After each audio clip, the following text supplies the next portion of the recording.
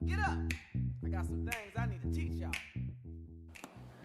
Hello and good day to everyone. We are your classmates, Liliana and Monica. We come here to you today to talk about globalization.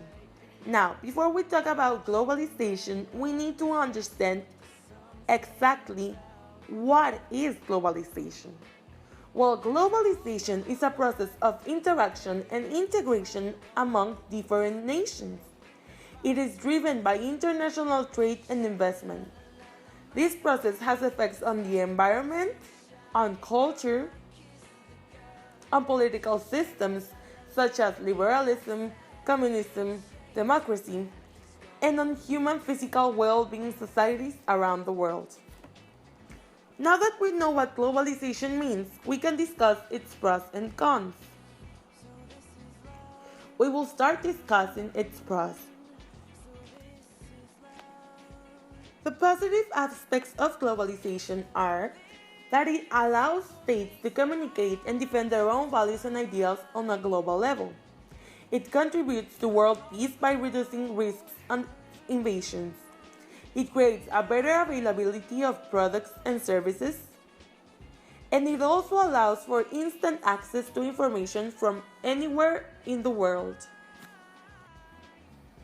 Now, one example of positive outcome of globalization is South Korea.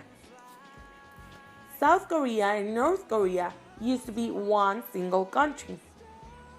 Yet war broke out and they separated, leaving South Korea in deep economical, political, and social crisis. USA and Japan both look at South Korea as an important ally due to its geological location and thus decided to support it financially. With this financial aid, South Korea was able to develop and create world-known brands, such as those of LG and Samsung.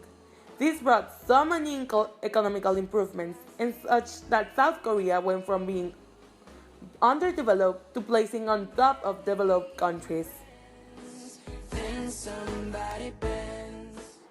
Sadly, globalization also has its negative aspects. For example, some countries struggle to compete in economical globalization and thus are left behind, which leaves them in either an economical crisis or an economical downfall. Globalization also causes for dangerous or violent ideals to spread faster across the globe. Globalization also causes state sovereignty to be reduced. During the most recent period of rapid growth in global trade in 1960 to 1998, inequality worsened both internationally and within countries. The UN Development Programme reports that the richest 20% of the world population consumes 86% of the world resources, while the poorest 80% consume just 14%. This just shows how much inequality globalization can create among states that are developed and underdeveloped. Now, a clear example of bad consequences of globalization is the European Union. The European Union is a union conformed by different European nations, one of them being Greece. When Greece went into an economical crisis due to the closeness of each and every one of the other countries, they all lost and got into economical downfall.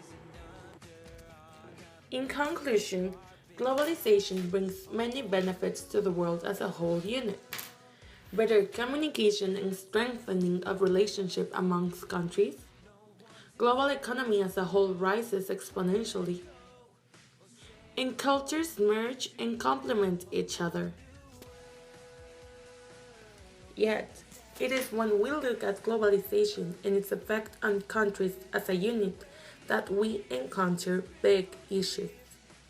Big companies choose to manufacture their products in countries where it is cheaper and regulations are lower, thus affecting the job index on their own country and the labor conditions on the other.